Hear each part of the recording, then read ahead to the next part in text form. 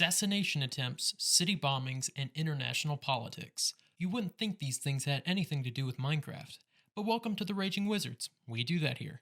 Hello everybody, I'm the disembodied voice of Ryan, and today I'm going to tell you the story of how a campaign to retake an ancient city accidentally resulted in the birth of the New World Order. But hey, first you definitely need to join the Throne World faction realm. Code is right here on the screen and Discord is in the description down below. Also, you should definitely like this video and subscribe while you're here. Good? Awesome. So it's currently April of 2022. Several years have passed since the multi-server war and a lot has happened. We won't go into too much detail because those events deserve their own video. But basically, 2 global wars have erupted in the past 6 years. These destructive conflicts have ravaged the world and left the players of the Throne World Minecraft server to pretty much start from scratch. However, within just a few weeks, the player EpicBob24 had established the Hand of Justice, or the HOJ for short, at the ruins of Akamond, a former pillager citadel. From there, EpicBob would recruit several other players, like Zaki781234 and DreamXD8436. Dude, what is up with all these people and the numbers? To aid in his conquest of the entire region. There would be a few bumps in the road though, like a mini civil war breaking out between Dream and Zach, but EpicBob held the new faction together. Despite being a fierce warrior and hero of the Pillager War, EpicBob desired for his faction to remain a beacon of peace and justice for the server to look to. Early on in his rule, he would demonstrate his commitment to justice by tracking down and killing those who committed senseless violence in his territory. Skipper Dog. Located almost 2,000 blocks to the south was the small tropical kingdom of Kulfu, ruled by the player Zimmy69. I see what you did there. He used a 1 instead of an I. Despite the destructive conflicts that would occur during this phase of server history, Kulfu would remain completely untouched by all of them, and would remain fairly prosperous during this period of time. And while there are many other factions currently operating on the Throne World server, the one that will become the focal point for the shift in the international order is the exiled Imperial Remnant. Despite the Raging Wizards' victory in the Pillager War, the strain on the Empire's resources simply became too much, resulting in the Empire's fragmentation, collapse, and its members being expelled from Imperial Center. Weeks passed, and after spending a considerable amount of time wandering the Throne World, the once mighty Emperor SkipperDog65 would be the last remaining member of the original Raging Wizards faction. However, Skipper persevered, establishing a small outpost in the snowy tundra of Anaxis. There, he would ally with the player Saj IMPVP, and the two would begin to slowly rebuild the strength of the Imperial Remnant with the ultimate goal of retaking the Empire. However, as the Imperial Remnant began to grow in strength, the HOJ did as well.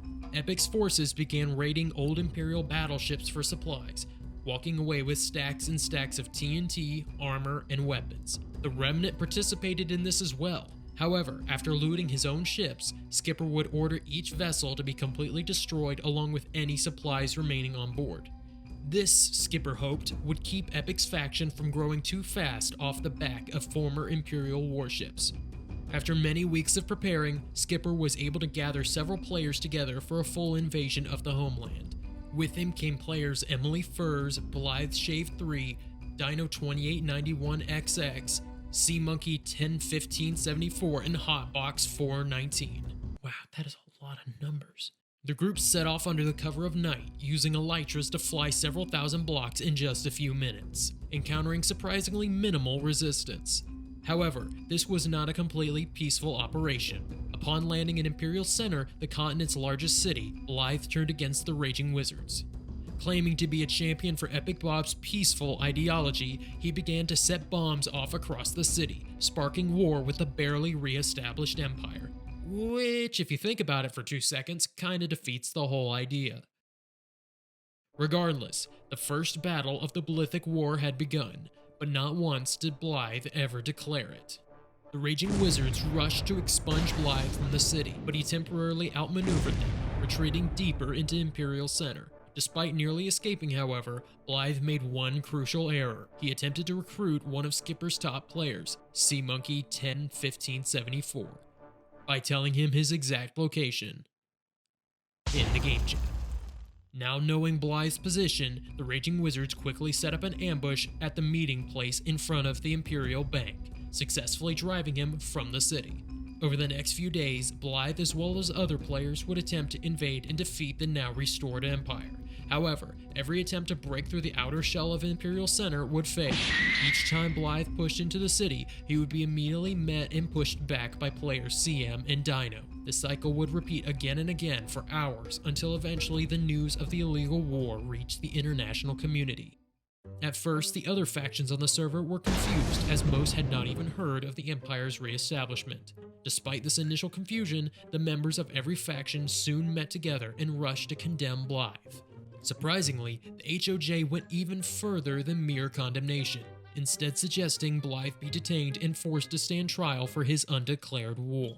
This could have been because of Blythe's fraudulent insistence that he fought for Epic Bob. Or maybe it was simply Epic Bob's hunger for justice. In the end, who knows? Anyways, the Raging Wizards agreed, announcing that once captured, Blythe would answer to an Imperial Court. However, the members of the HOJ rejected this statement, claiming that Imperial Courts were incapable of passing a fair sentence. Normally, this would have been a great insult to any faction, but it should have been especially offensive to the Raging Wizards. Unlike most factions, the Raging Wizards had spent a great deal of their 8-year history codifying a system of law in their domain. However, Skipper ignored this insult from his rival, instead seeing an opportunity to create something much greater. Something he believed would not only secure the Empire's future, but also prevent a server-wide conflict from ever occurring again. A new international world order. It was suggested that an Interserver Court be established on neutral ground and with resources from every faction that wanted representation. The court would be overseen by the player SSS-102, who, as the judge, would have to remain impartial by maintaining neutral status during all server issues down the line. And so it was decided. The court was built, and after 8 years of near constant warfare, the great powers of the Throne World faction server could now deliberate and settle their issues before resulting to TNT and swords. Peace would have to wait though, as the Blithic War continued on. In complete violation of the international ceasefire agreement, Blythe continued to attack the Empire. Additionally, a new front of the war opened up as another player joined in the fight. Sag IMPVP, if you can recall, was once an ally of the exiled Imperial Remnant. However, after seeing the power the Empire could give him over the rest of the server, he decided to overthrow SkipperDog65. Before he could act on his plans though, Blythe would make one final strike. After taking a day to reprieve, Blythe charged through the city's outer shell and engaged Skipper, defeating him in combat. His victory would be short-lived though, as he was immediately captured and thrown into an ancient bedrock prison for violating the ceasefire. After Blythe's final defeat in the south, Sag would invade from the north. Sag was far more powerful than Blythe, and for a moment was able to successfully drive the Raging Wizards from Imperial Center once again. But soon after, Skipper regrouped with his men on the distant Isle of Deception. There, they lured Sag into an ambush, using the high ground. I have the high ground! And special weapons on loan from the Aberrea Mercenary Guild. The Raging Wizards shot Sag IMPVP to death. With his defeat, the Blithic War was finally over. The first one, that is.